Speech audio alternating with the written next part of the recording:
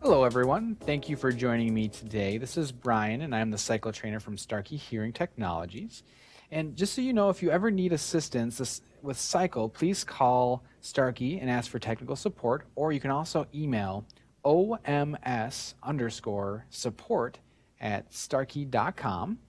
And this is going to be video 2 of a 14 video series. In the last video, we just covered kind of basic navigation and overview of Sycle. And in this video, we're going to be covering patient searches. And so when it comes to patient searches, first thing to know is that when you have someone that's walking into your office, it's always good to check to see whether or not they are already a patient, because you don't want to create duplicates of that patient, because patients cannot be deleted in Sycle. And so there are 3 different places where you're going to be able to search for patients. The first one is over here on the left-hand side. And all you need to do is type in the name of the patient here. Otherwise, there's another patient search up here in the right corner. And there is also an advanced search right above the clinics. And so any of those, you're going to be able to search for patients. I like to use this one on the left-hand side. Now, if you just click on search, this is going to give you a list of all the different patients in this particular clinic. Right now, I'm in the Minneapolis clinic. I have 2 clinics. And so it's only going to give me results for my Minneapolis clinic. And it's going to be in alphabetical order, first starting with the last name and then the first name as well. And so what you're going to want to do when you're searching, the best way to do that is going to be typing in the first letter of the patient's name. In this case, I'm looking up Mitch Hedberg. And then you can start typing in the first few digits of the patient's last name. So I typed in M-H-E-D. I'm going to click on search, and now this is going to bring me to my search results. And as you can see, the person I was looking for popped up right away by me just typing in the first initial and then the first few initials of the patient's last name, and it popped up right here. From there, it does start going into alphabetical order by last name right after that. So you're going to be able to see that as well. Otherwise, there are a few other things that you can do in here. In just the search field. If you have possibly a patient or someone brings up a hearing aid that they found on the floor, or maybe they found it just right outside your office, the great thing is that you can just type in the serial number right into this field, as I did right now.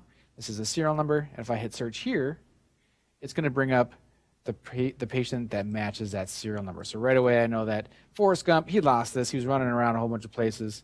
And so now I was able to say, yep, this is going to be for this particular patient. I then can call the patient up and have them come pick up their hearing aids. Okay, so that's one other thing that you can definitely do. Otherwise, if you want to, you can always go to this advanced search in the upper left-hand corner. If I click on here, it's going to give me a few more options to search from. So I can search by patient's first name, last name, phone number, zip code, their date of birth. Otherwise, their patient ID, referring physicians, email, invoice numbers. In case I want to look up a specific invoice, I can do that too, or by serial numbers. And so that's a different way where I'm going to be able to find information here. Another thing to keep in mind is that right now, for your clinics in the upper left-hand corner, again, the patient search is only going to be searching for patients in that particular clinic that you've selected. So if I was trying to look for a patient and his name was actually Harry Angstrom. So let me try that again. I type in H-A-N-G and then search for that patient.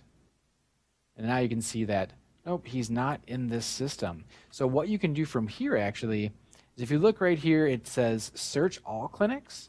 And so sometimes maybe one patient started out in one clinic and then maybe they were in a different area for a specific time and they needed to go into a different clinic. Instead of creating a new patient now, I can just go to this search all clinics button. And so now it did find Harry. And then it also tells me that he's in the Bloomington clinic.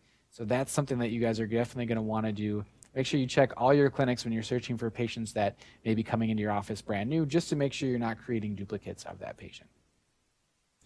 The other thing too that you might want to do is every now and again,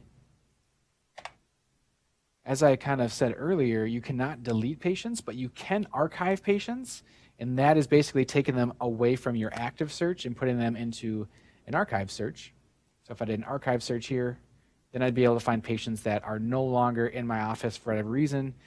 Maybe they passed away, maybe they moved to a different area. And so you also can do the archive search just in case maybe the patient used to be in your office and then they moved away but are now coming back. And so those are the main searches or main ways to search in this particular program. One other thing I'm going to mention though as well, I'm going to go ahead and bring up this patient here, Mitch Hedberg. When you do search for a patient, it does in the search results give you a whole bunch of information about the patient, their date of birth, their primary contact information. It also gives you the battery sizes, which is a really nice, quick tool in case someone walks in and they just need to buy batteries. So I can come here, hover over the battery dots here. It says 312. I know that he needs to purchase 312 batteries. Also from here, I can do simple functions as well, like I can schedule appointments, create a purchase, maybe I need to send something in for repair, add some notes, or maybe I need to call him back. I can do all those functions just right from here as well. And so basically, that is the main patient search functions and the end of video 2. Thank you very much for your attention, and in the next video, I'm going to be talking about adding a new patient into the system.